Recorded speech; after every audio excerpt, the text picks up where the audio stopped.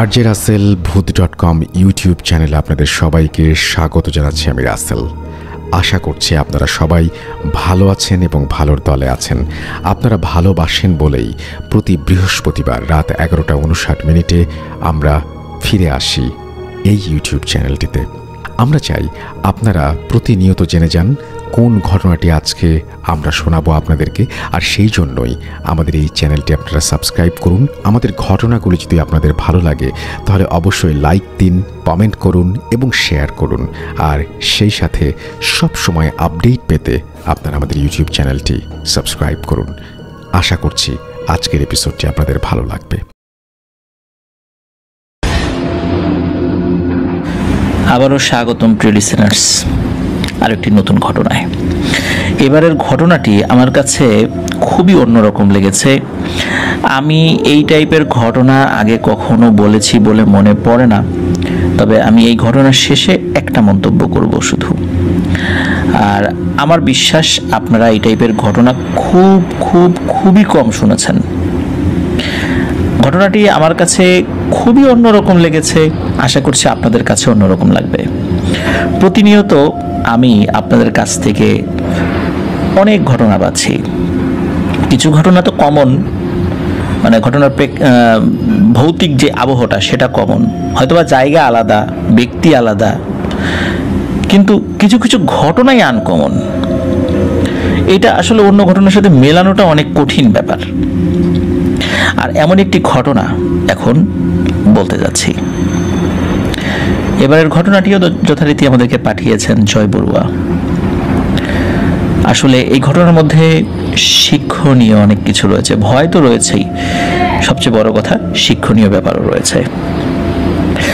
প্রিয় লিসেনার্স, একটি নষ্ট ঘড়িও দিনে দুবার কিন্তু ঠিক সময় দেখায়। জীবনে চলার পথে ছোট বড় কাউকে কিন্তু অবহেলা বা অবজ্ঞা করা ঠিক নয়। কার দ্বারা কি উপকার হবে, কার দ্বারা কি ক্ষতি হবে আমরা কেউ বলতে পারি না। এই ঘটনাটির সময়কাল 2006 সালের দিকে। আর ঘটনার যিনি ব্যক্তি, মানে মূল যিনি এইটার ক্যারেক্টার, তার নাম হচ্ছে মোহাম্মদ আব্দুল কাইয়ুম।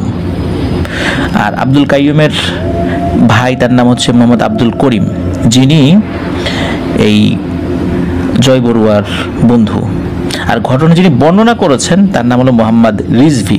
রিজভি এই আব্দুল কাইয়ুমদের প্রতিবেশী এবং আপন চাচাতো ভাই। ঘটনার স্থান চট্টগ্রাম জেলার রাউজান উপজেলার গহিরা ইউনিয়নের গহিরা গ্রামে, এবং যেই বাড়িতে ঘটেছিল সেই বাড়িটার নামও একটা আছে, সঙ্গত কারণে জাস্ট শুধু নামটি বলছি না। তো রিজভি যেভাবে বলেছে ঠিক সেভাবে আমরা বলছি। 2004 সালে কাইয়ুম ভাই এসএসসি পরীক্ষার পরেই বিদেশে পাড়ি দেন বাবার কাজে সাহায্য করবার জন্য দুবাইতে। তো তার বাবা নতুন মোবাইলের ব্যবসা শুরু করেছিলেন দুবাইতে। সেই সময় আকাশচুম্বী চাহিদা থাকার কারণে অল্প সময়েই ব্যবসায় বেশ লাভবান হন তারা। কাইয়ুম ভাই বিদেশে যাবার 2 বছর পরে 2006 সালে দেশে আসেন। রাতের প্লেনে দেশে এসেছিলেন, তাই বাড়ি ফিরতে ফিরতে ভোর হয়ে যায়, আর স্বাভাবিকভাবেই তিনি ঘুমাচ্ছিলেন। একটা সময় ডুগডুগির শব্দ আর বানরের নাচ দেখতে আসা লোকজন, আর এই বানরের নাচ দেখাতে আসা একজন লোকের হাঁক ডাকে তার ঘুম ভেঙে যায়।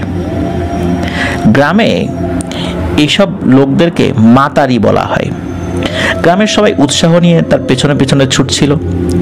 50 কি 55 বছর বয়সী এক লোক ধবধবে সাদা লুঙ্গি, সাদা শার্ট পরা, এক হাতে ডুগডুগি আর অন্য হাতে ছাতার হাতলের সাথে বেশ পরিষ্কার আর সাজানো একটা ঝুড়ি, যাকে স্থানীয় ভাষায় ভাইর বলা হয়, আর ওটাতেই বানর রাখতেন তারা।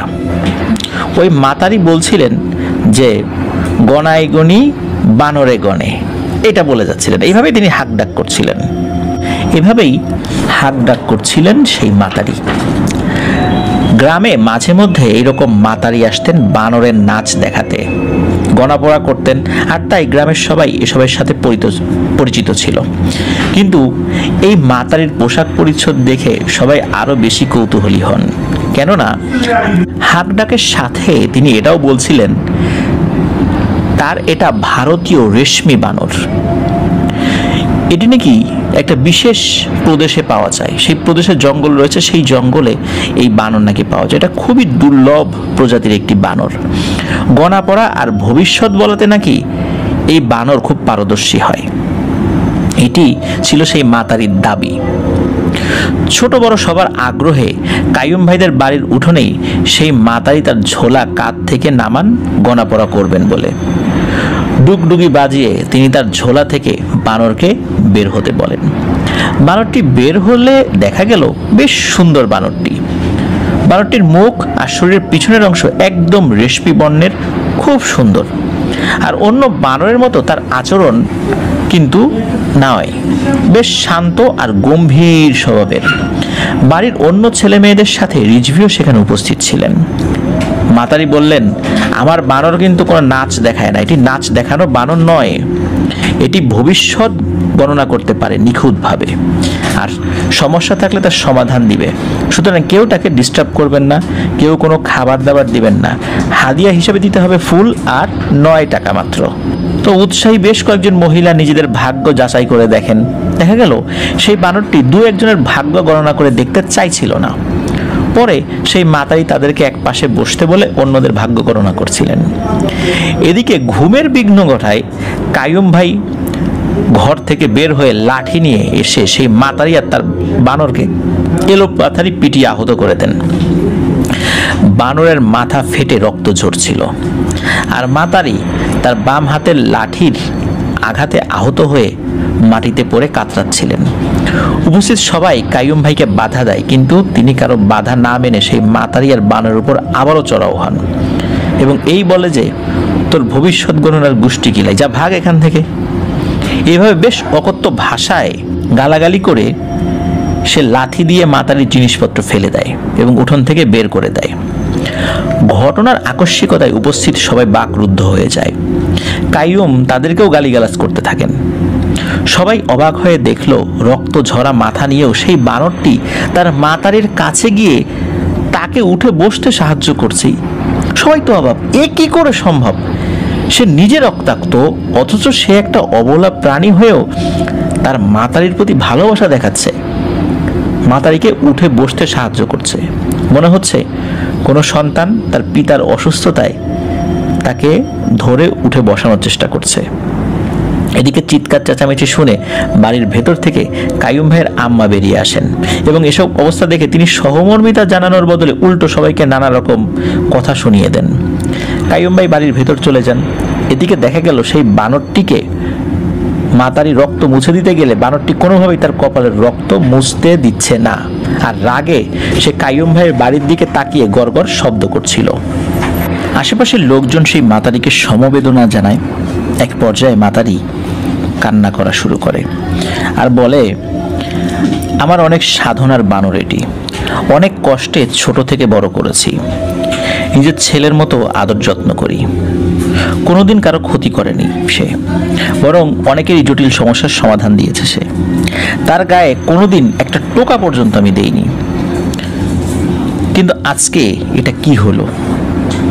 এসব বলে তিনি কাঁদছিলেন আর বানরটি রক্তাক্ত মাথায় কাইয়ুম ভাইয়ের বাড়ির দিকে এক দৃষ্টিতে রাগান্বিত চোখে তাকিয়ে আছে। ঘণ্টাখানেক পরে কাইয়ুম ভাই শহরে যাবার জন্য বাড়ি থেকে বের হন আর দেখতে পান সেই বানরটি তাকে দেখে বেশ কর্কশ গলায় চিৎকার দিতে থাকে। কাইয়ুম ভাই এটা দেখে আরো রেগে যান, বলেন, এখনো যাসনি তোরা? এই বলে আবার লাঠি দিয়ে তাদের দুজনকে বেধড়ক পেটান। স্থানীয়রা এসে তাকে বাধা দেয়। এবারের মারের চোটে বানরটি একদম নিস্তেজ হয়ে যায়। কাইয়ুম ভাই শহরে চলে যান। এদিকে গ্রামবাসী সেই মাতারিকে কিছু টাকা পয়সা দিতে চায়, কিন্তু সেই বানর হাতের ইশারা করে তার মাতারিকে এবং হাতের ইশারায় তার মাতারি কোনো টাকা পয়সা নেয় না। তাকে চলে যেতে বলেন গ্রামবাসী, কিন্তু সেই বানরটি কিছুতেই ওই জায়গা ছেড়ে যেতে চাইছিল না। রিজভি আর করিম তারাও চেষ্টা করে সেই মাতারিকে কিছু টাকা দিয়ে বিদায় দিতে, কিন্তু বানরটি কিছুতেই যেতে চায় না। রক্ত তখনও ঝরছিল কিন্তু বানরের মাথায়। বানরটি নিস্তেজ হয়ে মাটিতে শুয়ে থাকে। সে আর তার মাতারিও চুপচাপ বসে আছে এবং বানরটিও কাঁদছে, মাতারিও কেঁদে চলছে। মাঝে মধ্যে দুই একজন এসে তাদের খাবার দিতে চায়, কিন্তু তারা কিছু খায় না। মাগরিবের আজান শেষ করে নামাজ পড়ে স্থানীয় জামে মসজিদের খতিব তাদেরকে দেখতে পান এবং রিজভী আর করিমকে ডেকে সবকিছু জিজ্ঞেস করেন। পরে তিনি স্থানীয় কয়েকজনকে ডেকে বলেন, তিনি যখন মাগরিবের নামাজের পর সুন্নত নামাজ আদায় করছিলেন, এই সময়ে সেজদায় গিয়ে তিনি অদ্ভুত কিছু উপলব্ধি করেছেন। সেজদায় গিয়ে তিনি চোখ বন্ধ করতেই নাকি রক্তাক্ত কিছু একটা চোখে দেখেছেন। এরপর তিনি নামাজ পড়ে বের হয়ে এই ঘটনা দেখতে পান। তিনি কাইয়ুম ভাইয়ের বেশ সমালোচনা করে সেই মাতারিকে সমবেদনা জানান। তাকে সাহায্য করতে চাইলে মাতারি সেটা নেননি। এদিকে রাতে কাইয়ুম ভাই শহর থেকে ফিরে এসে বাড়ির সামনে তাদেরকে আবার দেখতে পেয়ে তিনি আরো বেশি ক্ষিপ্ত হয়ে যান। রাস্তার পাশের ইট নিয়ে গালাগালি করতে করতে তেড়ে যান তাদের দিকে। উপস্থিত কয়েকজন কাইয়ুম ভাইকে ধরে ফেলেন, কিন্তু হাতের ইট তিনি মাতারির দিকে ছুঁড়ে মারেন, আর সেই ইট গিয়ে লাগে সেই বানরের গায়ে। প্রচন্ড আঘাতে নিস্তেজ বানরটি করুণ সুরে আর্তনাদ করে ওঠে, আর মাতারিও ও আল্লাহ রে বলে চিৎকার করে ওঠেন। মানুষজন আরো জড়ো হয়। সবার অনুরোধে মাতারি সেই বানরকে এক পর্যায়ে পায়ে ধরে অনুরোধ করে, মানে বানরের পা ধরে অনুরোধ করে যে বাবা চলে যাই, এভাবে থাকলে তো আমরা মারা যাব। তো নিস্তেজ বানরটি এবার ইশারা দেয় চলে যাওয়ার সম্মতি হিসাবে। এদিকে কাইয়ুম ভাই গালিগালাজ করেই চলছে, তার সাথে তার আম্মাও সেই মাতারিকে বিভিন্ন কথা বলছিলেন। ঝুড়িতে ঢুকে বানরটি কি মনে করে আবার বেরিয়ে আসে, আর কাইয়ুম ভাইয়ের বাড়ির উঠানে গিয়ে কি যেন একটা আঁকিবুকি করে, মানে আঁকাঝাঁকা করে আর কি। আবার এসে ঝুড়িতে ঢুকে যায়। ঝুড়ি কাঁধে নিয়ে মাতারি লম্বা একটা দীর্ঘশ্বাস ছেড়ে বলেন, আজ থেকে এই বাড়ির সমস্যা শুরু হবে। রিজভী আর করিম দাঁড়িয়ে কিন্তু সবকিছুই দেখছিল। মাতারি চলে গেল। দু একদিন কেটে যায়, কোনো সমস্যা হয় না। এই ঘটনার সম্ভবত 3 দিন পর রাতে কাইয়ুম ভাই ঘুমিয়েছিলেন নিজের রুমে। রাত কত হবে কিংবা কতক্ষণ ঘুমিয়েছেন তার ঠিক জানেন না তিনি। ঘরের ভিতর বিভিন্ন জিনিসপত্র ভাঙার শব্দে ঘুম ভাঙে তার। তিনি উঠে লাইট দিতে গেলে খেয়াল করেন কারেন্ট নেই। তিনি নিজের রুমের দরজা খুলে বারান্দায় এসে দেখেন যে শোকেস থেকে বাসনপত্র মাটিতে পড়ে আছে, কিছু ভেঙেছে, কিছু আদৌ ভাঙা অবস্থায়। এটা দেখে তিনি খুব অবাক হন, ভাবলেন বিড়াল বা ইঁদুর হয়তো করেছে এসব। পরে তিনি পাশের রুমে তার মা আর ছোট ভাই করিমকে ডাকতে চান। তার ডাকাডাকির এক পর্যায়ে তার মা উঠে দরজা খুলে বাইরে আসেন। এর মধ্যে কারেন্টও চলে আসে। যেই কাইয়ুম ভাই পেছনে ফিরে তার মাকে সব জিনিসপত্র দেখাবেন, ঠিক তখনই তিনি দেখলেন ওখানে কিছুই নেই। শোকেস ঠিক আগের মতোই আছে, বাসনপত্রগুলো গোছানো। তিনি তো খুবই অবাক। তার মা আর করিম জিজ্ঞেস করেন কি হয়েছে, তখন কাইয়ুম ভাই সবকিছু বলেন, কিন্তু রাতে দুঃস্বপ্ন দেখেছে ভেবে তাকে সবাই শুয়ে পড়তে বলেন। কাইয়ুম ভাই এসবের হিসাব মেলাতে পারেন না, নিজের রুমে ঘুমিয়ে পড়েন। কিছুক্ষণ পরে আবার একই শব্দে ঘুম ভাঙে তার। এবার কারেন্ট ছিল, তাই তিনি উঠে লাইট জ্বালান। পাশের বারান্দা থেকে জিনিসপত্র ছোড়াছুড়ির শব্দ আসছিল, কিন্তু যেই দরজা খুললেন দেখেন সবকিছু ঠিকঠাক। এবার তিনি বারান্দার লাইট জ্বালিয়ে দেন, তারপর নিজ রুমে গিয়ে ঘুমিয়ে যান। সকালে তিনি তার মাকে রাতের ঘটনা পুনরায় ঘটেছে এটা বলে এটা জানান তাকে। তার মা মনের ভুল বলে তাকে সান্ত্বনা দেন এবং তিনিও এড়িয়ে যান বিষয়টা। পরের দিন রাতে কাইয়ুম ভাই রাতের খাবার খেয়ে উঠোনে হাঁটছিলেন।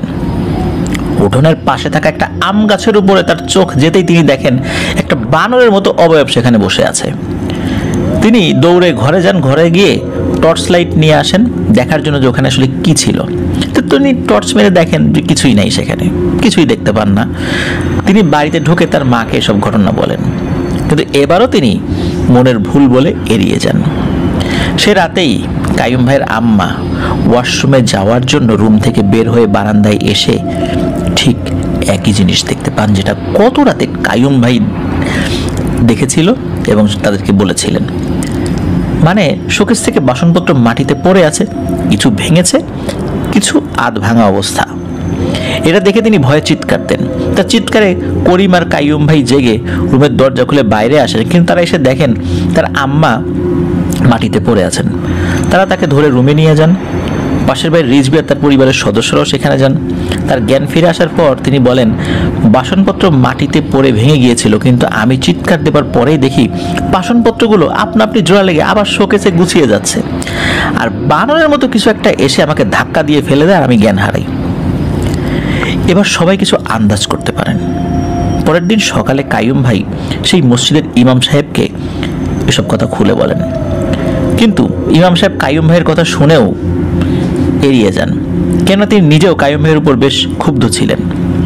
ইমাম সাহেবের গাছড়া ভাব দেখে কাইয়ুম ভাই আত্ম অহমিকায় ওখান থেকে চলে আসেন এবং তার সাথে থাকা রিজভি আর করিমকে বলেন, এই ইমাম একটা ফাউল, একটা ভণ্ড, সে কিছুই জানে না, জানার ভান করে, আসলে সে একটা ফাজিল।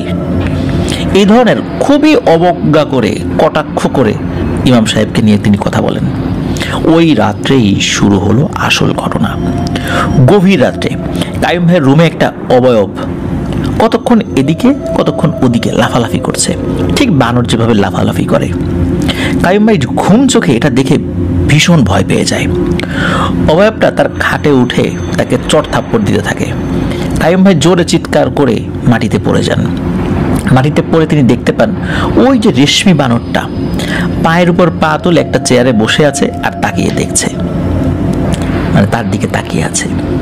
কাইয়ুম ভাই উঠতে যাবে, ঠিক ওই সময় বানরটা লাফিয়ে এসে তার বুকের উপর বসে গলা টিপে ধরে। নিঃশ্বাস বন্ধ হওয়ার উপক্রম হবে, ওই সময় তিনি জ্ঞান হারান। সকালে অনেক দেরি হওয়ার পরে ঘুম থেকে উঠছিলেন না দেখে কাইয়ুম ভাইয়ের আম্মা সবাই ওনাকে ডাকতে থাকেন এবং ঘরের দরজা ভেঙে তাকে অজ্ঞান অবস্থায় উদ্ধার করা হয়। জ্ঞান ফিরে আসলে তিনি সব কিছু বিস্তারিতভাবে পরিবারের সদস্যদেরকে খুলে বলেন। বাড়ির অন্য সদস্যদের পরামর্শে তারা রাউজানের মদন মহাল এলাকায় এক হুজুরের কাছে যান। তিনি ঝাড়ফুঁক করে বলেন, আমার এক সতীর্থ তো আপনাদের এলাকার মসজিদে ইমামতি করেন, আপনারা আমার কাছে আসার আগে ওনাকে একবার দেখাতে পারতেন, উনিও তো এসব কাজ খুব ভালো করে করেন। যদিও উনি এসব কাজ ভালো করে করতে পারেন, কিন্তু সচরাচর কাউকে সব বলেন না এবং করতে চানও না। তারপরও আপনারা তার কাছ থেকেই চিকিৎসা নিয়েন, কোনো সমস্যা হবে না। আর এই কথা শুনে সবাই তো অবাক। সকলে তো ধারণা করেছিল যে ওই হুজুর খুবই একজন সাধারণ মানুষ, আর তার যে এত গুণ আছে ওই সময় তারা জানতে পারলেন। তো মদন মহলের সেই হুজুর কাইয়ুম ভাইয়ের কাছে কয়েকদিন সময় চেয়ে নেন এবং বলেন তিনি ফোন দিয়ে জানাবেন যে আবার কখন তাদেরকে আসতে হবে সেখানে। তো কাইয়ুম ভাই, করিম আর রিজভি তারা তাদের মসজিদের ইমামের কাছে গিয়ে মাফ চান এবং আর এসব থেকে পরিত্রাণ করতে বলেন।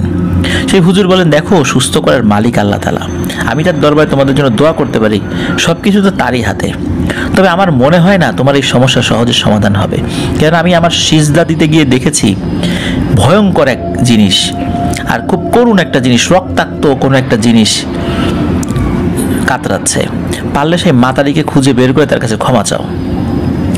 এসব কথা শুনে বলেন, অসম্ভব, এক বানর খেলা দেখানো লোক যে মানুষের ভবিষ্যৎ গণনা করে ধান্দাবাজি করে টাকা খায়, এইরকম একটা লোকের কাছে গিয়ে আমি তার কাছে মাপ চাইবো, এটা হতেই পারে না। যত টাকা লাগে লাগুক, আমি এর সমাধান চাই, আপনি পারবেন কিনা বলেন। এমন অহংকারী কথা শুনে হুজুর বলেন, কাইয়ুম, এই পৃথিবীতে টাকাই একমাত্র সমাধান নয়, টাকা দিয়ে সবকিছু সমাধান করা যায় না। তখন কাইয়ুম ভাই বলেন, এই টাইপের ছোট কাজ করা একটা লোকের কাছে গিয়ে আমি ক্ষমা চাইতে পারবো না, আপনি পারবেন কিনা সেটা বলেন, না পারলে না করে দেন। কাইয়ুম ভাইয়ের এই ধরনের অহমিকা সুলভ কথা শুনে হুজুর খুব বিনয় সুরে বলেন, কাইয়ুম, তোমার সমস্যার সমাধান আমি করতে পারবো না। তো তার মুখে না শুনে কাইয়ুম ভাই সেখান থেকে চলে আসেন। এরপর রাঙামাটি, মানিকছড়ি, খাগড়াছড়ি, বান্দরবন, ঢাকা, হেন কোনো জায়গা নেই যে তিনি যাননি তার সমস্যার সমাধানের জন্য। যে যত টাকা চেয়েছে তিনি দিয়েছেন, কিন্তু সমাধান শূন্য। সন্ধ্যা নামার পরে ফজর আগ পর্যন্ত সেই রেশমি বানরকে তিনি দেখতেন তার চোখের সামনে। ঘুমাতে গেলেই তাকে আক্রমণ করত সেই বানর। রক্তাক্ত মাথার এক রেশমি বানর তার ঘুম কেড়ে নেয়। এভাবে ঘুম না হয় তার শরীর ভেঙে পড়ে। আর ছেলের এমন অদ্ভুত কথা শুনে তার বাবাও দুবাই থেকে দেশে আসেন। এসে তিনি নিজেও বেশ দাম্ভিক আর টাকার অহংকারে অনেককেই পাত্তাই দেয় না। এসেই ছেলেকে বিয়ে করিয়ে দেন এই ভেবে যে সমস্যার সমাধান হয়ে যাবে। এদিকে রিজভি আর করিম দুজনে হাটহাজারির সাদা মসজিদ নামক এলাকায় সেই মাতারিকে খুঁজতে থাকেন। কেননা তারা খবর নিয়ে জানতে পেরেছিলেন এসব মাতারি টাইপের লোকেরা ওই এলাকায় একটা কলোনি করে থাকতেন। অনেক খোঁজাখুঁজি করার পরে তারা জানতে পারেন সেই মাতারি হঠাৎ করে একদিন সেই মাতারিদের কলোনিতে আসেন। কেউ তাকে চিনতে পারেনি, কিন্তু তার বানরের ক্ষমতা দেখে সবাই অবাক। অন্য মাতারিরা বানর দিয়ে গণনা করতো ঠিকই, কিন্তু এগুলো লোক দেখানো আর পেট চালানোর জন্য, এটার কোনো ভ্যালু নেই, এটা তারা জানতেন, মানুষকে ধোকা দেয় আর কি। কিন্তু এই মাতারির বানর বেশ অদ্ভুত, সে যা গণনা করতো সেটা ঠিকই হতো। একটা ঘর ভাড়া নিয়ে বেশ কয়েকদিন শেষ ছিল, কিন্তু হঠাৎ কাউকে কিছু না বলে সে চলে যায়। তবে ভাড়া সে আগেই মিটিয়ে গিয়েছিল। রিজভী আর রহিম বাড়িতে এসে সব কথা বলেন। ওদিকে কাইয়ুম ভাইয়ের বিয়ের দিন ওই যে মদন মহাল এলাকার হুজুর যাদের কাছে তারা গিয়েছিলেন, তিনি ফোন করেন কাইয়ুম ভাইয়ের আম্মার কাছে কিছু কথা বলবেন বলে বলেন। তখন ফোন কাইয়ুম ভাইয়ের আম্মার কাছে ধরিয়ে দেওয়া হয় এবং ওই হুজুর বলেন দ্রুত এই বিয়ে বন্ধ করেন, কেননা এই কাইয়ুমের সাথে তার স্ত্রীর জীবনও বিপদে পড়বে। তাদের বাড়িটা পুরো 5 দিক থেকে এক ধরনের একটা জাদুর একটা বন্ধন দেয়া আছে এবং এই বাড়িটা ধীরে ধীরে নরকে পরিণত হবে। কাইয়ুম ভাইয়ের আব্বার কাছে যখন এটা বলা হয়, এসব কথা শুনে তিনি রীতিমতো অগ্নিশর্মা হয়ে সবাইকে গালিগালাজ করতে থাকেন আর এসব ভুয়া বিষয় বিশ্বাস না করে বিয়ে যথারীতি সম্পন্ন করতে বলেন। তো যাই হোক, বিয়ে করানো হয় কাইয়ুম ভাইকে। এখন বিয়ের রাত থেকে শুরু হয়ে যায় ভয়ানক এক বিপত্তি। কাইয়ুম ভাই তার স্ত্রীকে বানর বানর বলে চিৎকার করে ওঠেন। আরে একটা সুন্দরী মহিলা বিয়ের সাজগোজ অবস্থায় বাসর ঘরে বসে আছে, তাকে যখন কাইয়ুম ভাই বানর বানর বলছে, স্বাভাবিকভাবেই তো তার স্ত্রীর মনে আঘাত লাগার কথা যে আমাকে বানর বলল। সদ্য বিবাহিতা স্ত্রীকে কেউ বানর বলে কটাক্ষ করে? আর এই বানর বানর চিৎকারে অন্য লোকরা চলে আসে। তখন ওই কাইয়ুম ভাই বলে যে একটা বানর মুখী একটা মেয়ের সাথে আমাকে বিয়ে দিছো কেন? তখন বলে যে কেন, তুমি তো বিয়ের আগে মেয়েটাকে দেখছিলা? হ্যাঁ, তখন দেখছিলাম, কিন্তু এ তো বানর। সবাই বলে যে ছেলের কি মাথা খারাপ হইলো নাকি, বানর হবে কিভাবে, এটা তো মানুষ। আর এইভাবে কয়েকদিন যায়, কিন্তু তার স্ত্রীকে দেখলেই সে বানর বানর বলে উঠতো। আর তার স্ত্রীর মনে খুব কষ্ট লাগে এই সমস্ত কথায়, এটা লাগাটাই স্বাভাবিক। তিনি সাফ সাফ জানিয়ে দেন তিনি এই বাড়িতে আর থাকবেন না, সংসার করবেন না, এই পাগল ছাগলের সাথে সংসার করা সম্ভব না। তিনি তার পরিবারের লোকদেরকে ডাকেন এবং পরিবারের সদস্যদের সাথে কথা বলে পরিবারের সদস্যরা সেই মেয়েকে ওই বাড়ি থেকে নিয়ে চলে যান। আর এদিকে কিন্তু কাইয়ুম ভাইয়ের অবস্থা দিন দিন আরো অবনতির দিকে যেতে থাকে। কাইয়ুম ভাইয়ের আম্মা সেই হুজুরের কাছে গিয়ে অনেক অনুরোধ করেন এই সমস্যার সমাধানের জন্য, কিন্তু হুজুর তাদেরকে গ্যারান্টি দেন না। তিনি বলেন আসলে এটা এমন এক ধরনের জাদুবিদ্যা, আমি বুঝতে পারছি না যে এটা আসলে কি। এটা কোনো জিনও নয়, কোনো পরীও নয়, কোনো পিশাচও নয়, আবার কোনো মানুষের কাজও নয়। শুধু এতটুকু বুঝতে পারছি যে আপনাদের পরিবারকে 5 দিক থেকে ঘিরে ফেলা হয়েছে এবং আমি গভীরে ঢুকে কিছু দেখতে চাইলে একটা বানরের মতো অবয়বে সব কিছু উল্টাপাল্টা করে দেয়। তারপর আমি চেষ্টা করব, এই বলে তিনি আশা দেন। কিন্তু আসলে কাজের কাজ কিছুই তেমন হয় না। কাইয়ুম ভাই দিন দিন শুকিয়ে আর রোগাক্রান্ত হতে থাকেন। এদিকে তাদের গ্রামে অন্য এক মাতারি আসলে কাইয়ুম ভাইয়ের পরিবার তাকে অনেক অনুরোধ করার পরে সে বলে তার একজন গুরু আছেন, মানে ওই মাতারিদের সর্দার, সে নাকি এসব বিষয় জানেন। তো রিজভী, করিম, কাইয়ুম ভাই আর তার আম্মা ওই মাতারির সাথে তাদের সর্দারের সাথে দেখা করতে চাইলে চট্টগ্রাম শহরের বদ্দারহাট এলাকায় যান। সেদিন সন্ধ্যায় সেই সর্দার তাদের সাথে কথা বলে কাইয়ুম ভাইয়ের কাজের জন্য ধিক্কার দেন এবং বলেন আমাদের মাতারি সম্প্রদায়ে এই বানরের কদর অনেক অনেক বেশি। যদি 1 লাখ মাতারি থাকে, সেই মাতারির মধ্যে একজন ভাগ্যক্রমে এই রেশমি বানরের সন্ধান পায়। যুগের পর যুগ ধরে এমনও হয় যে কেউ পায়ই না। আর এই বানরগুলো জাতিগতভাবে বেশ গম্ভীর, আর তন্ত্র সাধকেরা তাদেরকে অতি অল্প সময়ে প্রশিক্ষণ দিয়ে তৈরি করে নেন। আর একবার যদি তারা প্রশিক্ষিত হয়ে যায়, তবে তারা মানুষের সমকক্ষ জ্ঞান লাভ করতে পারে। মানে একজন মানুষ যা যা করতে পারে তার প্রায় সবকিছু সেও করতে এবং বুঝতে পারে। তিনি আরো বলেন, এই বানর যার কাছে থাকবে সেও কোনো সাধারণ মানুষ নয়, তিনি নিজেও একজন সিদ্ধ পুরুষ। আর তোমরা সেই বানর আর সেই সিদ্ধ পুরুষকে আঘাত করেছো, তাহলে বুঝতেই পারতেছো যে কি ঘটনা তোমরা ঘটিয়েছো। আমরাই তো এইসব মাতারিদের সাক্ষাৎ পাই না, আর তোমরা সাক্ষাৎ পাওয়ার পরেও তোমরা বুঝতে পারোনি যে ব্যাপারটা কি সিরিয়াস। তার কথা শুনে কাইয়ুম ভাইয়ের আম্মা কান্নাকাটি করে তাদেরকে উদ্ধার করতে বলেন যে এই সমস্যা থেকে তাড়াতাড়ি আমাদেরকে বাঁচান। সেই মাটারির সর্দার বলেন, কাজটা অনেক দুরূহ, কারণ এটা বানরাতি বিদ্যা, মানে বানরের রতি বা অঙ্গ দিয়ে যে কালো বিদ্যা বা কালো জাদু করা হয়, এটা হচ্ছে সেটা। আর যেহেতু কাইয়ুম ভাই সেই বানরকে কেবল রাতে দেখছেন, সেহেতু আমার মনে হয় ওই বানরটি আর বেঁচে নেই। তাদের বাড়ির 100 হাতের মধ্যে পঞ্চবাণে বা 5 দিকে সেই বানরের শরীরের অঙ্গ পুঁতে দেয়া আছে, যা খুঁজে বের করতে হবে। এই কাজ প্রতিদিন মাগরিব আর এশার নামাজের মাঝামাঝি সময়ে খুঁজতে হবে। প্রতিদিন একটি করে মোট 5 দিনে 5টা অঙ্গ খুঁজে বের করতে হবে, এবং এটা একদম পর পর হইতে হবে, মানে একদিনের পর আর একদিন। যদি পরের দিন খুঁজে না পাওয়া যায় তাহলে কিন্তু ঝামেলা হয়ে যাবে, পুরো কাজটাই নষ্ট হয়ে যাবে। আর যদি একটা অঙ্গও খুঁজে না পাওয়া যায় এই কাজ শুরু করার পর, তাহলে 41তম দিনে ওই রোগী মারা যাবে, আর ওই পরিবারের আয় উন্নতি ধ্বংস হয়ে যাবে, পরিবারটা নরকে পরিণত হবে। এবং এই বাড়ির উঠানের মাটিও বিপজ্জনক, এবং এই বাড়ির প্রত্যেকটা আনাচে কানাচে বিপজ্জনক হয়ে উঠবে। সর্দারের এসব কথায় সবার মাথায় আকাশ ভেঙে পড়ে। কি করে সম্ভব এমন দুরূহ কাজ? যত টাকা লাগে দিবেন, এমন অনুরোধ করে সেই সর্দারকে তাদের বাড়িতে নেবার জন্য রাজি করানো হয়। সেই সর্দার বলেন তার 1 লাখ টাকা লাগবে, আর সেই বানরের মাথাটা পেলে সে সেটা কিন্তু নিয়ে আসবে। কাইয়ুম ভাই আর তার মা সব শর্তে রাজি হয়ে যান। 1 লাখ টাকা কেন, আরো যদি বেশিও চাইতেন তাতেও তারা রাজি হতো। ওই দিন ভোর রাতে সর্দার সহ তারা তাদের বাড়িতে চলে আসেন। এদিকে অহংকারী কাইয়ুম ভাইয়ের আব্বা তাদের সবাইকে দেখে দূর দূর করে তাড়িয়ে দিচ্ছেন। পরে মসজিদের ইমাম সাহেব এসে ওনাকে শান্ত করে বলেন, আপনার অহংকারী স্বভাব আপনার ছেলেও পেয়েছে, তাই তার আজ এই পরিণতি। কাইয়ুম ভাইয়ের আব্বা বলেন, আমি আমার ছেলেকে ভারতে নিয়ে যাব চিকিৎসার জন্য, এসব ভুয়া কাজ আমি মানি না। কিন্তু কাইয়ুম ভাইয়ের আম্মার জোরাজুরিতে তিনি মানতে বাধ্য হন, আর ওই দিন সকালেই তিনি কাউকে কিছু না বলে রাগ করে আবার দুবাইতে চলে যান। এদিকে আশেপাশে খবর ছড়িয়ে পড়ে, লোকজন জড়ো হয়ে যায়। সেই মাতারি সর্দার সবাইকে অনুরোধ করে বলেন সবাই যেন ওখান থেকে চলে যান, কেননা যে কারো বিপদ হতে পারে, এমনকি তার নিজেরও প্রাণনাশের হুমকি রয়েছে। তার কথায় ভয় পেয়ে সবাই যে যার ঘরে চলে যান। মাতারি সর্দার বিকেল থেকেই বাড়ির চারদিকে খুঁজতে থাকেন। রিজভি আর করিমও তার সাথে ছিল। তারা দেখলো যে ঠিকই বাড়ির 4 কোণায় মোটামুটি 100 হাতের মধ্যে কিছু জায়গা দেখে মনে হচ্ছিল কেউ যেন সেখানে মাটি খুঁড়ে গর্ত করে ভরাট করে দিয়েছে।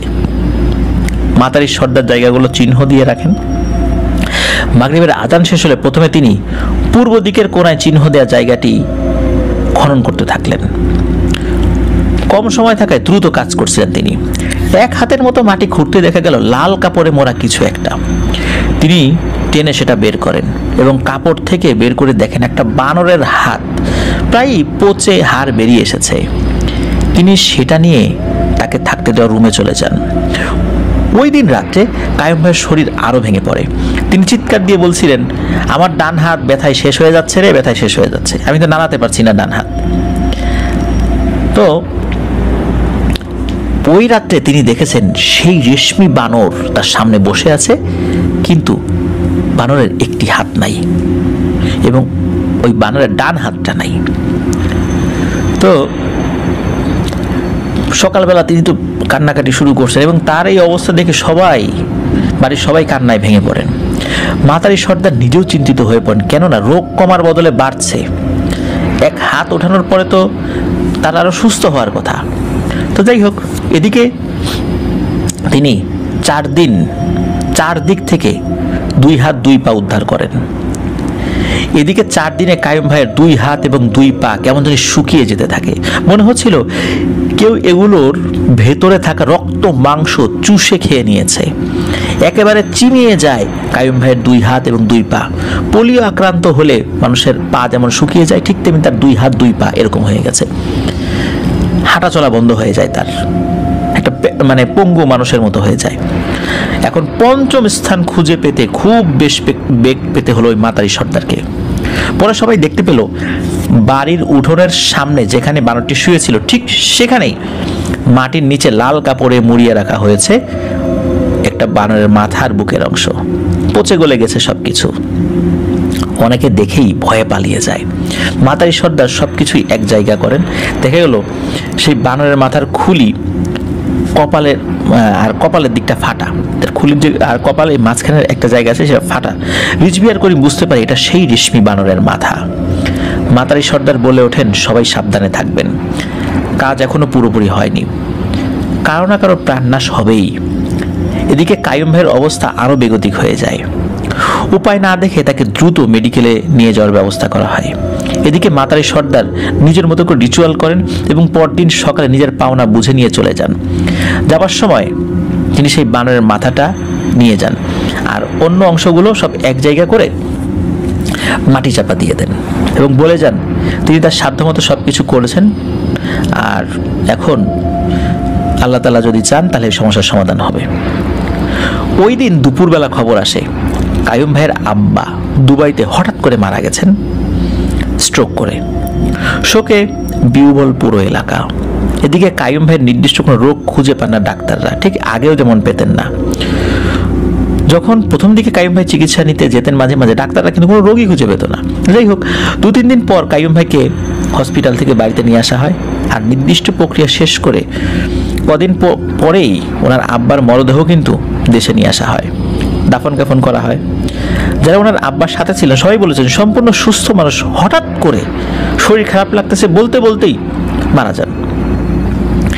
তাদের বিদেশের ব্যবসা বাণিজ্য সবকিছুই একদম শেষ হয়ে যায়, পরিবারটি সর্বশান্ত হয়ে যায়, কিন্তু কাইয়ুম ভাই কিন্তু সুস্থ হন না। পরে মসজিদের ইমাম সাহেব যিনি রাগ করেছিলেন কাইয়ুম ভাইয়ের উপরে, অবস্থা খারাপ দেখে তিনি নিজেই এগিয়ে আসেন। তো তিনি তার যেই প্রক্রিয়া সেই প্রক্রিয়া করে উনি চেষ্টা করছিলেন রেগুলার ঝাড়ফুঁক করার জন্য, পানি পড়ে দিয়ে তেল পড়া দিয়ে। তো আল্লাহর রহমতে এই কাইয়ুম ভাই ধীরে ধীরে কিছুটা সুস্থ হন, যদিও বা আগের মতো কখনোই উনি আর সুস্থ হননি। কাইয়ুম ভাই সেই হুজুরের পা ধরে ক্ষমা চান যে আমার ভুল হয়েছে, আমি যদি অহংকার না করতাম তাহলে আজকে আমার এই পরিণতি হতো না। আমি ওই বানরটাকে আঘাত করছি, মাতারিকে আঘাত করছি, এটা সত্য। আসলে সারা রাত জার্নি করে আসি এত দূর থেকে, সকালবেলা এরকম হই হট্টগোল দেখে আমার মেজাজটাও বিগড়ে যায়। তা আমার পরবর্তীতে তাদের কাছে ক্ষমা চাওয়া উচিত ছিল, ওই বানরটির কাছেও ক্ষমা চাওয়া উচিত ছিল, কারণ সে রেশমি বানর না হয়েও এমনি বানর হলেও আমার এই কাজটি করা উচিত হতো না।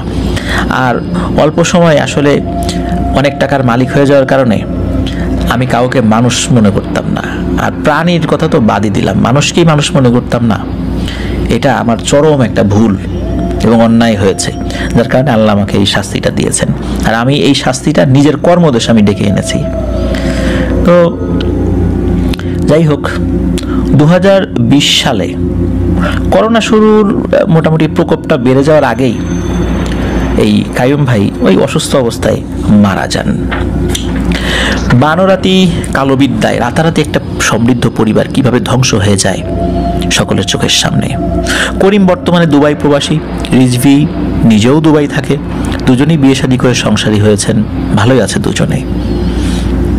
প্রিয় লিসেনার্স, বনের পশু এই রেশমি বানর, আমি জানি না এই প্রজাতির বানর আসলে আছে কিনা, বা যারা জুওলজি নিয়ে লেখাপড়া করেছেন তারা এই বিষয়টা ভালো বলতে পারবেন। আমার ঠিক জানা নেই এই টাইপের বানর যে আসলে হতে পারে এটাও আমার আসলে জানা নাই। তবে এটা ঠিক, আফ্রিকার টোগো নামক একটা দেশ রয়েছে, এই টোগোর রাজধানী হচ্ছে লোমে। এই লোমেতে কিন্তু বিশ্বের সবচেয়ে বড় ব্ল্যাক ম্যাজিকের মার্কেট আছে। সেখানে বিভিন্ন প্রজাতির বানরের মাথা বা ব্ল্যাক ম্যাজিক করার জন্য যত ধরনের প্রয়োজনীয় জিনিসপত্র দরকার সেখানে কিন্তু এগুলো বিক্রি হয়। আমাদের যেমন বড় বড় মার্কেট আছে, বিভিন্ন ধরনের জিনিস বিক্রি হয়, আফ্রিকাতে এই টোগোর রাজধানী লোমেতে বিশ্বের সবচেয়ে বড় ব্ল্যাক ম্যাজিকের মার্কেট রয়েছে। আপনারা গুগলে সার্চ করে এটা দেখতে পারবেন চাইলে। আর আরও একটি ব্যাপার হলো যে এই বানরটি পরবর্তীতে মারা গিয়েছিল, কারণ সে খুব অসুস্থ হয়ে গিয়েছিল, কারণ মাথায় আঘাত লেগেছে, মাথা ফেটে রক্ত ঝরছিল, পরবর্তীতে মারা যায়। আর হয়তোবা এই বানরের মালিক এই বানরের শরীরের বিভিন্ন অংশ তখন গোপনে এই বাড়ির চারদিকে এসে পুঁতে দিয়ে যায় এবং উঠোনেও রেখে যায়। আর এই কারণেই এই পরিণতিটা হয়েছিল। বানরের মাথাটি সেই মাতারি সর্দার নিয়ে যায়, যে পরবর্তীতে এটি উদ্ধার করেছিল মাটি খুঁড়ে। হয়তোবা সে এটা দিয়ে আরও ব্ল্যাক ম্যাজিক করতে পারবে, কারণ এই রেশমি বানরের মাথা কোনো মাতারির হাতে পড়া মানে তার সৌভাগ্যের দুয়ার খুলে যাওয়া, মানে এটা তাদের ভাষ্য অনুযায়ী।